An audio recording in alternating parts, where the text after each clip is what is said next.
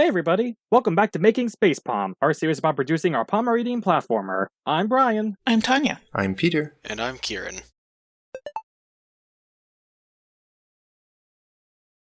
We ended the previous video in August of 2019, just after we completed the Gray Box build. Gray Boxing gave us a good sense of how everything would eventually fit together, but we still needed to fill the game with actual content. For the next few months, we worked on adding new minigames, new narrative elements, and new art. While Tanya and Peter worked on the main levels, the rest of the team was focused on creating the minigames. In the demo, we just had the maze puzzle, but we wanted to have some more than that for the full game. The maze in the demo was also pretty abstract, and we wanted to make new puzzles more concrete representations of repair or hacking. We each thought of a few ideas we can use, and I made video examples of how they would play out. The gear puzzle was about reassembling gears and cords in the correct order. We never got past the mock-up on it though. The computer chip puzzle got as far as the prototype. It was supposed to work like a jigsaw. You connect these computer chips together, originally with the goal of combining the numbers on them in a certain way. But by the time we prototyped it, the puzzle had been simplified. The chemical puzzle also came with a new mechanic. Some place in the level would be covered with vines, and you had to make a chemical to kill the vines and allow you through. This idea didn't get entirely thrown out, but we did substantially modify it, ending up with the password puzzle in the game today. Lastly, we wanted to update the maze from the demo. The plan was to have a mechanic where you have to keep moving through the maze, and if you fall behind, you have to start all over again. I got this idea from My Sins Agents. I kind of like how that game's timer kept their maze exciting to solve. Unfortunately, this was one of the puzzles that were scrapped, because we have more ideas than the time to work on them. We settled on 3 puzzles for the final game. A password puzzle, where the player would have to find clues to the password around the level. A bit shifter puzzle, where the player must manipulate a row of zeros and ones to match a solution. And a cable puzzle, where the player must match pairs of sockets on a grid using colored wires of different lengths. Once we decided what puzzles we wanted in the game, we needed to decide how they would work, and, more importantly at the time, how they would be implemented. The biggest change from the demo was creating a new storyline for the game. The original game had a pretty vague story centered around a tennis ball launcher. At the start of the game, the launcher would somehow create an electrical problem that SpacePOM would go through the whole ship to fix. At the end, SpacePOM and other dogs would get to play with a new pedal-powered version. When we came back after the demo, we ended up scrapping the entire tennis ball launcher idea and started from scratch. We had a discussion on how we could incorporate the launcher into the new story, but it just did not fit. The storyline was not strong enough, so we decided to write something more dramatic. In the end, here's what we came up with.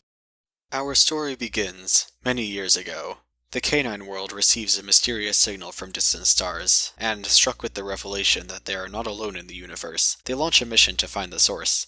This process takes a long time, as the dogs must develop lightspeed travel, but a transnational organization is founded for this exact purpose. It is known as the Bureau for Astronomical Research and Cartography, or BARC for short.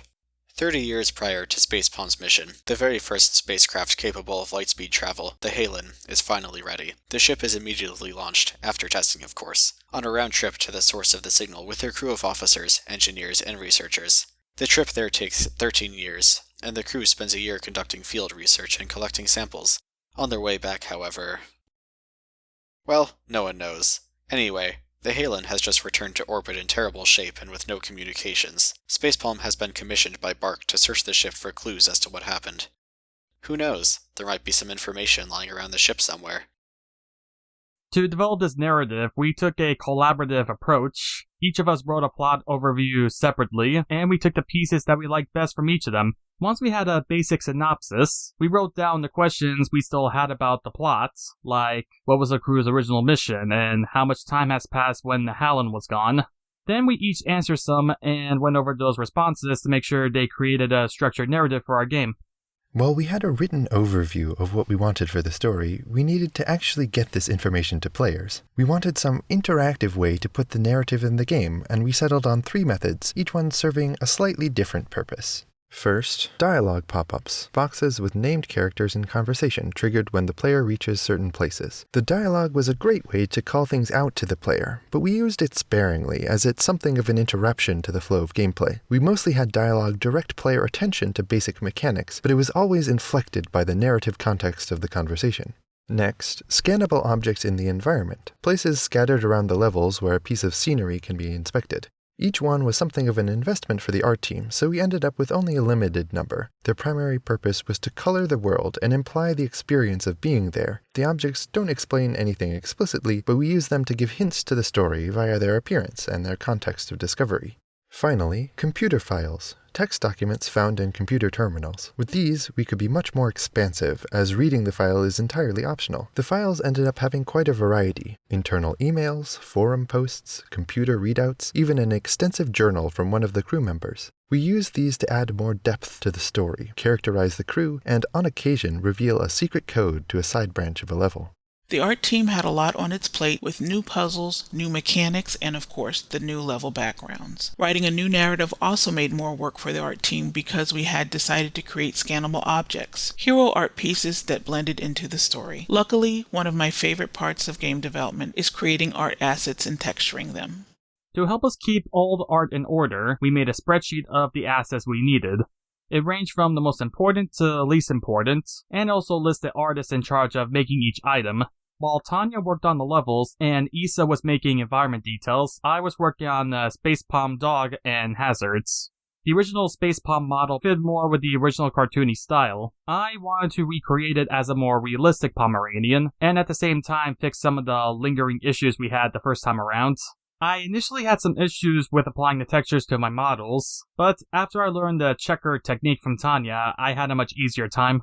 The technique works like this. You take a checkerboard image with evenly sized squares and overlay that with your model. Doing this helps you to more easily spot deformity, seams, and overlapping sections. Along with modeling and texturing, I also did the animation on SpacePOM. It was my first time animating a dog, so I had to look up references on YouTube for how a dog would move. Using those references, I worked on animations, running, jumping, using the jetpack, and working on the terminal.